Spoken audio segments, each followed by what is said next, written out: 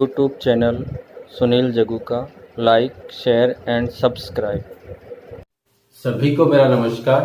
आज के इस वीडियो में हम बात करेंगे कक्षा 10 विषय सामाजिक विज्ञान अध्याय 16 भारतीय अर्थव्यवस्था के समक्ष चुनौतियां। पिछले वीडियो में हमने मुद्रास्फीति की बात की और आज इस वीडियो में हम बात करेंगे गरीबी और बेरोजगारी। सबसे पहले हम बात कर रहे हैं गरीबी। गरीबी एक बहुआयामी अवधारणा है, लेकिन सामान्य तौर पर गरीबी का अर्थ जो है आर्थिक अपविवेचन से लिया जाता है। आर्थिक अपविवेचन से तात्पर्य है संपत्ति, आय, संपदा, प्रॉपर्टी की कमी, यानी आर्थिक रूप से कमजोर व्यक्ति जो है, जिसके पास आय की कमी है, धन की कमी है, उसे हम गरीब मानते हैं। आर्थिक अपविवेचन सामान्य रूप से गरीबी को परिभाषित करता है। मुख्य रूप से गरीबी दो प्रकार की होती है, निरपेक्ष गरीबी और दूसरी है सापेक्ष गरीबी। निरपेक्ष गरीबी से तात्पर्य है कोई व्यक्ति अपनी न्यूनतम आवश्यकताओं को पूरी नहीं कर पाता है, जैसे रोटी, कपड़ा, मकान, शिक्षा, स्वास्थ्य। ये न्यूनतम आवश्यकताएं व्यक्ति की आधारभूत आवश्यकताएं हैं। अगर व्यक्ति इनकी पूर्ति भी नहीं कर पा रहा है तो वो गरीब माना जाएगा। यानी न्यूनतम आवश्यकताओं की पूर्ति नहीं कर सकता हो वो व्यक्ति गरीब कहलाएगा, उसे निरपेक्ष गरीबी कहेंगे। विकासशील देशों में मुख्य रूप से यही परिभाषा काम में ली जाती है। न्यूनतम आवश्यकताओं के मापदंड बदल सकते हैं, किंतु परिभाषा यही रहेगी निरपेक्ष गरीबी कि व्यक्ति को उसके आधारभूत आवश्यकताएं, जीवन निर्वाह के लिए न्यूनतम आवश्यकताओं की पूर्ति वह कर पा रहा या नहीं कर पा। सापेक्ष गरीबी से तात्पर्य है राष्ट्रीय आय का समाज के सभी वर्गों में समान रूप से वितरण होना। अगर उसमें असमानता है, विभिन्नता है, तो उसको कहेंगे सापेक्ष गरीबी, जो मुख्य रूप से विकसित राष्ट्रों में यह परिभाषा काम में ली जाती है। परिभाषा गरीबी की जो है राष्ट्र के अनुसार बदलती रहती है। विकासशील देशों में निरपेक्ष गरीबी, विकसित राष्ट्रों में सापेक्ष गरीबी। विकासशील देशों में भी निरपेक्ष गरीबी का जो न्यूनतम आवश्यकताओं का मापदंड है वो बदलता रहता है। अब हम बात करें गरीबी के कारण। भारत में मुख्य रूप से गरीबी के कारण क्या है, उसको कैसे मापा जाता है, तो सबसे पहले हम बात करें भारत में गरीबी की जो बात है वो सबसे पहले 1868 में प्रथम प्रयास जो है 1868 में दादा भाई नौरोजी के द्वारा किया गया। दादा भाई नौरोजी के बाद आजादी से पूर्व राष्ट्रीय नियोजन समिति बनाई गई थी। उसके द्वारा भी गरीबी पे चर्चा की गई, उसके आंकड़े प्रकाशित करने का प्रयास किया गया। आजादी के बाद योजना आयोग के द्वारा समय समय पे अपने अध्ययन दलों के माध्यम से गरीबी की अवधारणा को परिभाषित और उसको मापने का प्रयास किया गया, जिसमें 1962 में योजना आयोग ने एक अध्ययन दल बनाया। उसके बाद 1971 में वीएम दांडेकर समिति बनाई, जिसने उपभोग व्यय की चर्चा की। उसके बाद 1979 में वाई के अलग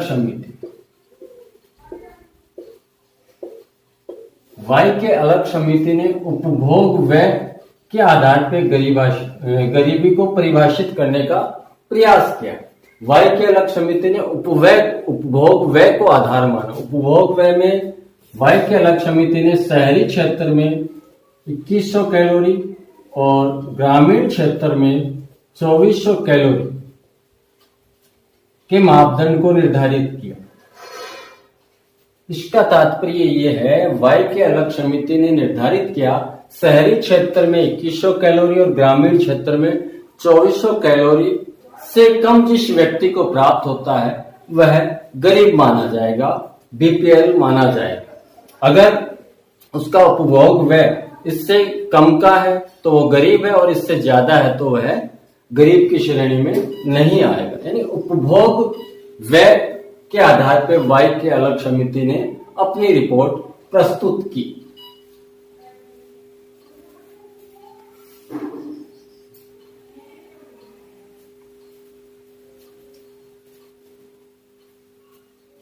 इसके बाद 2011-12 सुरेश तेंदुलकर समिति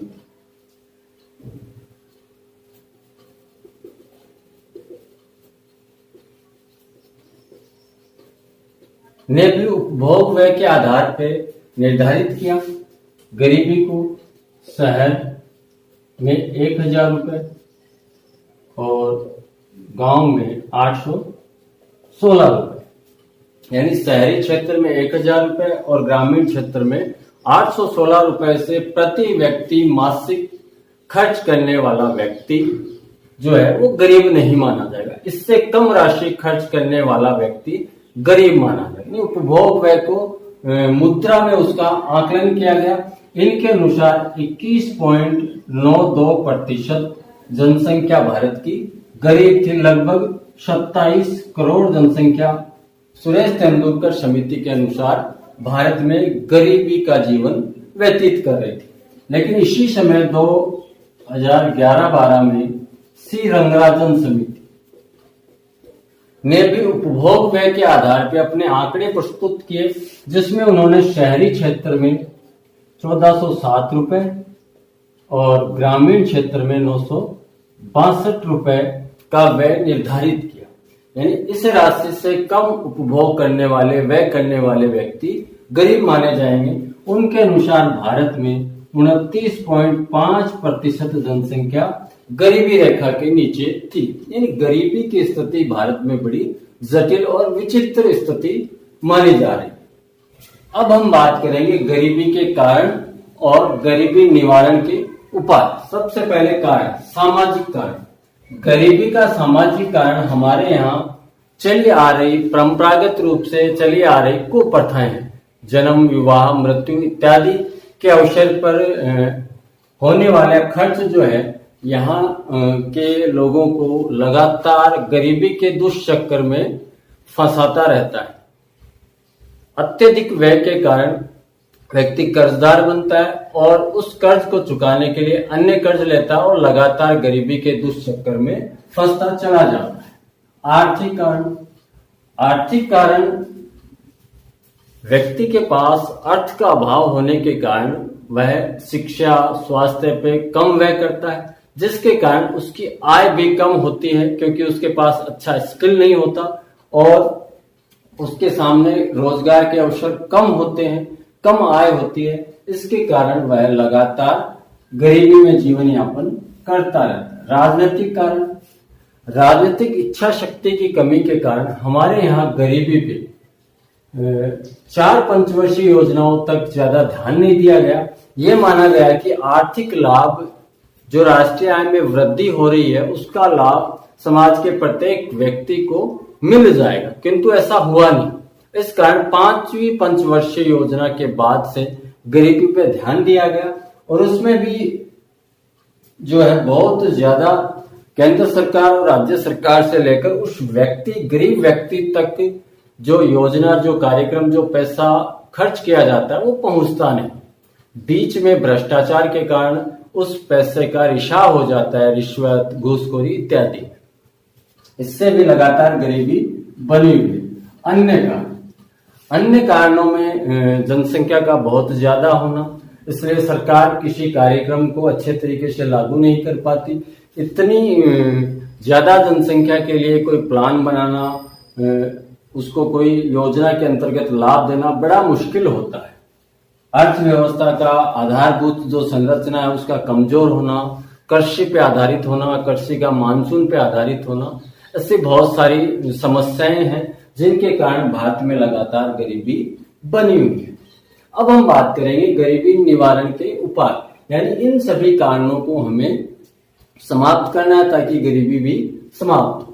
पहला, कुप्रथाओं का अंत। जो हमारा सामाजिक कारण था, उसकी जो कुप्रथाएं हैं उनको हमें समाज में जागरूकता लाकर, शिक्षा देकर धीरे धीरे उन कुप्रथाओं को समाप्त करना होगा, जिससे लोगों का अनावश्यक व्यय जो है वो न हो और लोगों की आय जो है वो बढ़ सके। रोजगार अवसरों में वृद्धि, रोजगार के अवसर जो लोगों के लिए कम है उनको बढ़ाना। सरकार को अपनी आर्थिक नीतियों के माध्यम से इस प्रकार से अर्थव्यवस्था की संरचना को खड़ा करना होगा कि ज्यादा से ज्यादा रोजगार के अवसर लोगों को मिले, लोगों की आय बढ़े और गरीबी से निजात मिले। रोजगार परक शिक्षा, भारत की जो शिक्षा पद्धति है उसका मुख्य दोष है कि इससे व्यक्ति को रोजगार नहीं मिलता, केवल सैद्धांतिक ज्ञान प्राप्त होता है। इसलिए हमारे देश में रोजगार परक और व्यावसायिक शिक्षा की आवश्यकता है, जो वर्तमान सरकार ने स्किल डेवलपमेंट कार्यक्रम के माध्यम से पूर्ण करने का उसको प्रयास किया है। ऐसे ही कुछ कार्यक्रमों के माध्यम से हमें भारत की जो मानव शक्ति है, मानवीय श्रम है, उसको अधिक कौशल युक्त बनाना होगा ताकि उसको अच्छा रोजगार मिल सके। जनसंख्या नियंत्रण, जनसंख्या सभी समस्याओं की भारत में जननी है, जनसंख्या का आधिक्य है। इस जनसंख्या की अधिकता को हमें स्किल डेवलपमेंट, कौशल विकास करके एक अच्छी दिशा में काम में लेना होगा, अन्यथा जनसंख्या जो है हमारे लिए, हमारी अर्थव्यवस्था के लिए एक अभिशाप है, प्रत्येक समस्याओं की जननी है। इस पे नियंत्रण करना बहुत ज्यादा आवश्यक है। वर्तमान में इसकी बहुत ज्यादा मांग चल रही है वर्तमान सरकार से, और उम्मीद है कि यह सरकार जनसंख्या नियंत्रण के लिए कोई कठोर कानून भारत में लेकर आएगी। लक्षित व्यक्ति तक लाभ पहुंचाना, हमने गरीबी की अवधारणा के तहत जिन लोगों को गरीब की श्रेणी में माना है उन तक सरकार का जो भी लाभ है, जो भी कार्यक्रम, जो भी योजना है, उसका आर्थिक लाभ उस व्यक्ति तक पहुंचे, यह सुनिश्चित करना होगा। जैसे वर्तमान सरकार ने डायरेक्ट बेनिफिट जो है उसके अकाउंट में डालना प्रारंभ किया है, चाहे वो सार्वजनिक वितरण प्रणाली, राशन प्रणाली हो, चाहे वो गैस सब्सिडी हो, चाहे छात्रवृत्ति हो, चाहे मनरेगा के तहत दी जाने वाली मजदूरी हो, या अन्य कोई भी योजना का लाभ जो है उसके अकाउंट में डालना, जिससे वो पैसा जो है डायरेक्ट उस व्यक्ति तक पहुंचे प्रत्यक्ष रूप से। बीच में जो आर्थिक रिसाव हो रहा था, घूसखोरी, भ्रष्टाचार, रिश्वत, वो इससे बंद हो जाएगा और लाभ उस व्यक्ति तक पहुंचेगा और उसका कल्याण होगा और वो गरीबी रेखा से ऊपर आ जाएगा। तो इस प्रकार से हम भारतीय अर्थव्यवस्था में गरीबी की समस्या को समाप्त कर सकते हैं। भारतीय अर्थव्यवस्था के समक्ष तीसरी चुनौती जो है बेरोजगारी। बेरोजगारी से तात्पर्य है ऐसा व्यक्ति जो काम करने का इच्छुक है, काम करने की योग्यता रखता है, किंतु उसके पास रोजगार नहीं है, काम नहीं है। काम करने की इच्छा शक्ति है, काम करने की योग्यता है, लेकिन फिर भी उसके पास काम नहीं है, उसको हम बेरोजगार की श्रेणी में रखें। बेरोजगारी से संबंधित आंकड़े जो है भारत में NSSO जारी करता है, राष्ट्रीय प्रतिवर्ष सर्वेक्षण संस्था। ये प्रतिवर्ष बेरोजगारी के आंकड़े जारी करता है। 2011-12 के अनुसार 2.3% हमारे यहाँ बेरोजगारी है, जो भारतीय अर्थव्यवस्था के लिए एक बड़ी चुनौती है।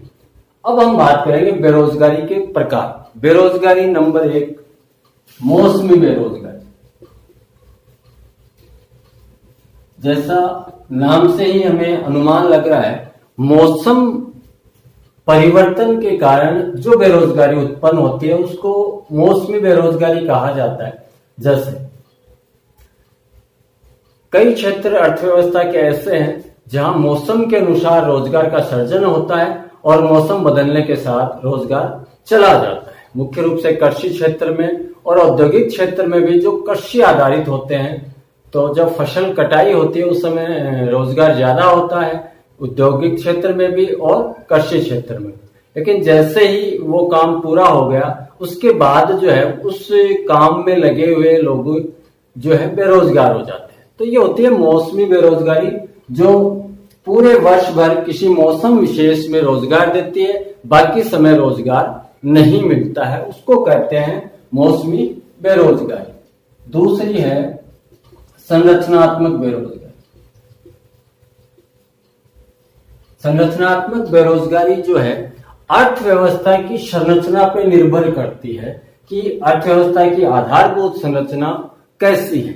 अर्थव्यवस्था के संरचना में परिवर्तन के कारण जो बेरोजगारी उत्पन्न होती है उसको संरचनात्मक बेरोजगारी कहा जाता है। ये भी भारतीय अर्थव्यवस्था में ज्यादा देखने को मिलती है क्योंकि हमारी अर्थव्यवस्था जो है उसमें हमने बार बार उसमें परिवर्तन किया है, नीतियां जो हमारी बदलती रही हैं, इस कारण से लोग बेरोजगार होते हैं। आर्थिक नीतियों में बदलाव के कारण, तकनीकी बदलाव के कारण संरचनात्मक बेरोजगारी जो है हमारे यहाँ उत्पन्न होती है। इसके बाद हम बात करें तकनीकी बेरोजगारी, तीसरी जो है तकनीकी बेरोजगारी जो है वो किसी क्षेत्र विशेष में नई तकनीक आने से उस क्षेत्र में जो परंपरागत रूप से काम कर रहे होते हैं उनका रोजगार चला जाता है। मुख्य रूप से जहां मानवीय श्रम बहुत ज्यादा संख्या में काम करता है और उस काम के लिए कोई नई मशीनरी आ जाती है तो वो लोग बेरोजगार हो जाते हैं, उनका सारा काम मशीन करने लग जाती है, उनका सारा स्किल जो मशीन में चला जाता है। इस कारण से उसको तकनीकी बेरोजगारी कहा जाता है। उसके बाद अगले जो है दर्शनात्मक बेरोजगारी। दर्शनात्मक बेरोजगारी उस क्षेत्र में जहां व्यक्ति नियोजित है उस क्षेत्र में आने वाली विभिन्न प्रकार की समस्याएं हैं, हड़ताल है, तालाबंदी है, मिल कारखाने का बंद हो जाना है, ऐसे कारणों से जो बेरोजगारी उत्पन्न होती है उसको घर्षणात्मक बेरोजगारी कहा जाता है। अगला है चक्रीय बेरोजगारी। चक्रीय बेरोजगारी अर्थव्यवस्था के जो आर्थिक क्षेत्र हैं उनमें कभी प्राथमिक क्षेत्र हावी रहता है, कभी द्वितीयक, कभी तृतीयक, और इसका एक रूटीन चलता रहता है, यानी आर्थिक गतिविधियों का एक चक्र है और उसके कारण कुछ क्षेत्र के लोगों का रोजगार चला जाता है और कुछ क्षेत्रों में नए रोजगार के अवसर सर्जित हो जाते हैं। इसके कारण जो बेरोजगारी उत्पन्न होती है उसको चक्रीय बेरोजगारी कहा जाता है। इसके अलावा सबसे इंपॉर्टेंट है छिपी हुई बेरोजगारी, या इसको हम कह सकते हैं प्रच्छन्न बेरोजगारी।